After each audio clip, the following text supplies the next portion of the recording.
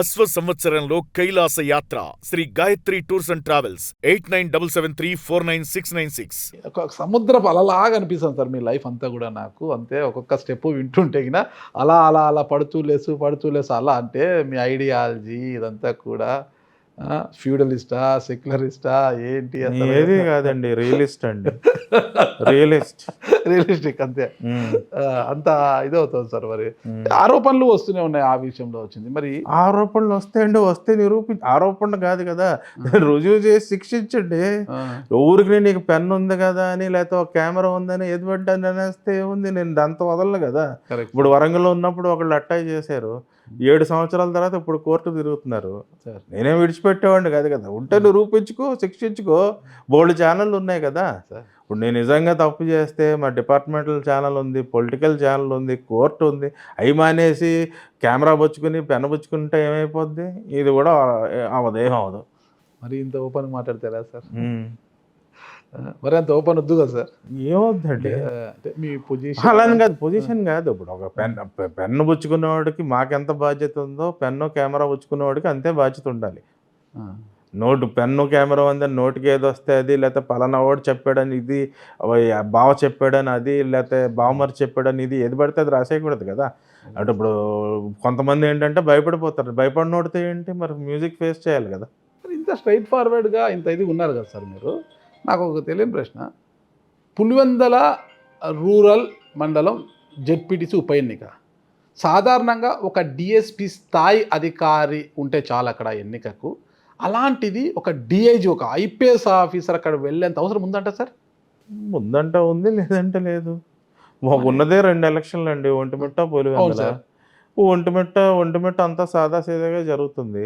పులివెందుల్లో నేను వెళ్ళిన ఆ రోజు 3 రోజుల ముందు వెళ్ళాను. వెళ్ళిన రోజు ఎవరినో కొట్టుకున్నారని చెప్పి వెళ్ళేటప్పటికి వచ్చి 2 మీడియా వాళ్ళు కెమెరా వచ్చుకుని నేను మాట్లాడిన దానిలో 2-3 క్యాచీ పదాలనే పట్టుకుని వెనక్కి ముందుకి తిప్పి చేస్తే వాళ్ళకి నోటీసులు ఇచ్చాను.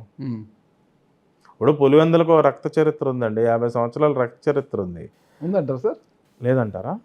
77 నుంచి అక్కడ ఒక రక్త చరిత్ర ఉంది. ఏ విధంగా సార్?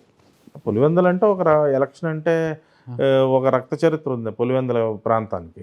అదన్నీ మానేసి ఇప్పుడు అక్కడ ఉన్న పరిస్థితుల దృష్ట్యా కొన్ని జాగ్రత్తలు మేము తీసుకోవటం జరిగింది. ఒక పార్టీ వాడు ఇంకో పార్టీ వాడు ఎదురుపడకుండా పకడ్బందీ వ్యూహం ప్రకారం వాళ్ళకు ఒక ప్రణాళిక ఇచ్చి రూట్స్ ఇచ్చి ప్రచారం చేసుకోమన్నాం. ఒక ఊరిలో ప్రచారం చేసుకునే వాళ్ళు మాకు పోలీస్కి ఎటువంటి సమాచారం ఇవ్వకుండా వేరే ఊరికి వచ్చి అక్కడ ప్రతిపక్ష పార్టీ వాళ్ళు చేసుకునే చోటకు వచ్చేటప్పటికి అక్కడ చిన్న డిస్టర్బెన్స్ జరిగింది. దాని గురించి మాట్లాడుతున్నప్పుడు ఏదో పత్యాపారం అని క్యాజువల్గా మాట్లాడుతారు, దాన్ని పత్యాపారం చేసినట్లుగా ప్రచారం చేస్తున్నారు. దాన్ని ముందుకి వెనక్కి తిప్పేసి నువ్వు ఒక రకమైన నీ సొంత పాండిత్యం ప్రదర్శిస్తే ఏంటని చెప్పి నోటీస్ ఇచ్చారు సార్. అంటే నేను అడిగిన ప్రశ్న ఏంటంటే సార్, ఒక డిఎస్పీ స్థాయి అధికారి ఉంటే సరిపోతుంది, డిఐజీగా మీరు అంతలా మరి వెళ్ళాల్సినంత అవసరం ఏమి వచ్చింది అక్కడికి? వెళ్ళాలంటే చిన్న ఎన్నిక మనం కడప నుంచే మానిటర్ చేద్దాం, అక్కడ ఇష్యూస్ జరగటం వల్ల వెళ్ళాల్సి వచ్చింది.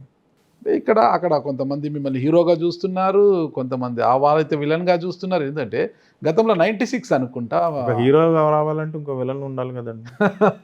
హీరో డెవలప్ అవ్వాలంటే విలన్ ఉంటేనే హీరో వస్తాడు కదా, విలన్ హీరో అవసరం లేదు కదా. ఓకే సార్, ఇప్పుడు మీరు హీరోనా విలనా? రెండు ఒక షేడ్లో హీరో, ఒక షేడ్లో విలన్. ఒకళ్ళకి విలన్ ఒకళ్ళకి హీరో, దానికి మనం ఏం చేస్తాం? ఏదైనా ఒక సినిమాలో వచ్చి విలన్ రోల్ చేయమంటే చేస్తారు సార్? సినిమాల్లో అంత ఇంట్రెస్ట్ లేదు, అంత టైము లేదు ప్రస్తుతం. ఎందుకంటే ఐ థింక్ 96 ఎలక్షన్ అనుకుంటా sir, parliament elections. Rajasekhara Reddy గారు ఎంపీగా పోటీ చేశారు, స్వర్గీయ ఐపీఎస్ ఉమేష్ చంద్ర గారు. అంటే మీరు చెప్తున్నట్లనే ఓట్ క్యాప్చరింగ్ ఎక్కువ ఉంటుంది అక్కడ, మొత్తం కూడా అక్రమంగా ఉంటుంది, అది ఇది కట్టడి చేయాలి, రాజశేఖర రెడ్డిని కట్టడి చేయాలనేసి ఒక షాడో లాగా వెంటాడారు ఆయన్ని, రాజశేఖర రెడ్డిని. ఆ ఎన్నికల్లో రాజశేఖర రెడ్డి ఓటమి తథ్యము అనుకున్నారనమాట అందరూ కూడా. ఐ థింక్ 4500, 5000 రేంజ్లోనే ఆయన గెలిచారు. ఉమేష్ చంద్ర గారు ఎంతో ప్రయత్నించినా కూడా చేయలేకపోయారు, ఒక ఐపీఎస్ ఆఫీసర్. కానీ ఒక డిఐజీ కోయ ప్రవీణ్ గారు పులివెందుల కోటను దగ్గరుండి బద్దలు కొట్టించారు అని ఒక వర్గము, గెట్టోడు పులివెందుల కోటనే బద్దలు కొట్టించారు ఆయన అని అంతా. కానీ ఆ స్థాయి అధికారి వచ్చి 1 సైడ్ ఎలక్షన్ జరిపించారని ఇంకో సెక్షన్ ఈ కామెంట్స్.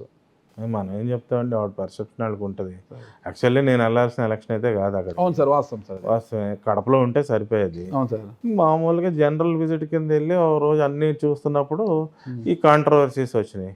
కాంట్రవర్సీస్ వచ్చేటప్పటికి దానికి మళ్ళీ రెక్టిఫై చేసి ఇదే ఒక రెండు TV9 NTV వాడు క్యాచీ వర్డ్స్ని పెట్టి ఒక పర్సెప్షన్ క్రియేట్ చేశాడు. మరి ఒకసారి అది చేసిన తర్వాత దాన్ని బ్రేక్ చేయాలి కదా, దానికోసం వెళ్ళాల్సి వచ్చింది. తర్వాత అవినాష్ రెడ్డి గారిని ప్రివెంటివ్ కస్టడీలో తీసుకుంటే ప్రివెంటివ్ కస్టడీ నుంచి ఆయన తప్పించుకు రావడం వల్ల వెళ్ళాల్సి వచ్చింది. తప్పించుకొచ్చారు సార్. అంటే సరే, తప్పించుకొచ్చారు అంటే తప్పించుకు రావడం అనేది మనం పక్కన పెడితే, అసలు ఆ చిన్న ఎన్నికకు అవినాష్ రెడ్డిని, ఒక ఎంపీ అయినా అవినాష్ రెడ్డిని ముందస్తు అరెస్ట్ ఎందుకు చేయాల్సిన అవసరం? చేయొచ్చండి. అలాగే టీడీ అంటే ఏం లేదు, ఆయన ఓటర్ కాదు అక్కడ. ఆయన తిరిగితే ఇప్పుడు ఇప్పుడు ఆయన Pulivendula municipality voter, ZPTC area voter కాదు ఆయన. ఆయన ఇంట్లో ఉన్నా సరిపోయేది, కానీ ఆయన తిరుగుతాడు, జనం మొబిలైజ్ అయ్యి అన్నీ చేస్తున్నారని చెప్పి ప్రివెంటివ్ కస్టడీకి తీసుకోవాల్సి వచ్చింది.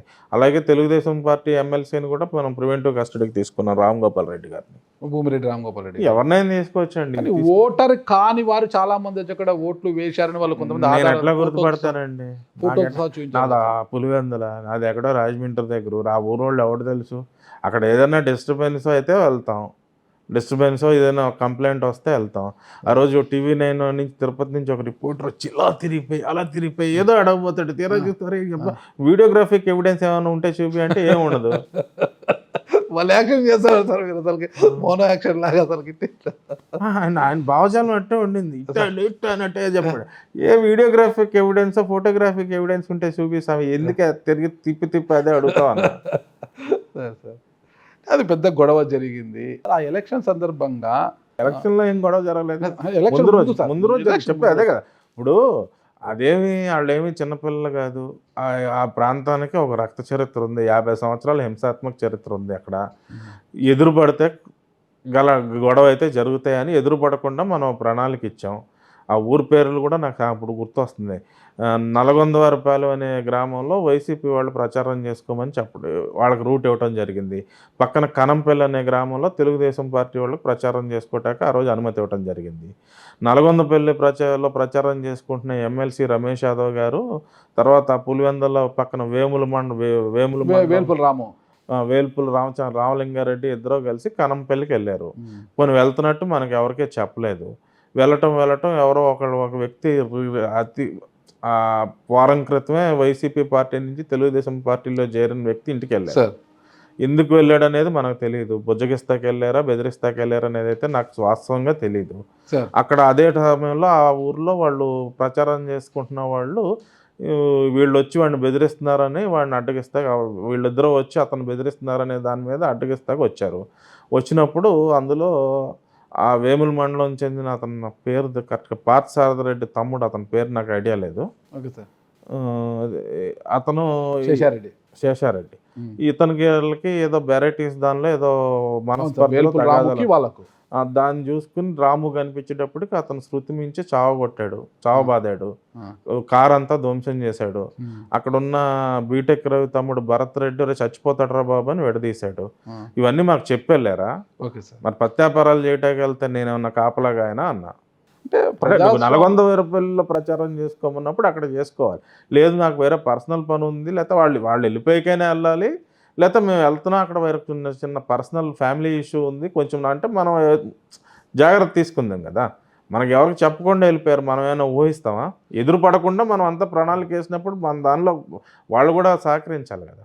ప్రజాస్వామ్యబద్ధంగా రెండు పార్టీలు ఒకే గ్రామంలో ప్రచారం చేసుకోవచ్చు, శాంతియుతంగా చేసుకోవాలి. అది చేసుకోవచ్చు, పులివెందుల్లో చేసుకోవచ్చు. అలాగా అంటే కడప జమ్మల మడుగు పులివెందుల తాడిపత్రి ధర్మవరంలో చేసుకోవచ్చు. అలాగా అంటే మీరు వాస్తవంగా మాట్లాడండి.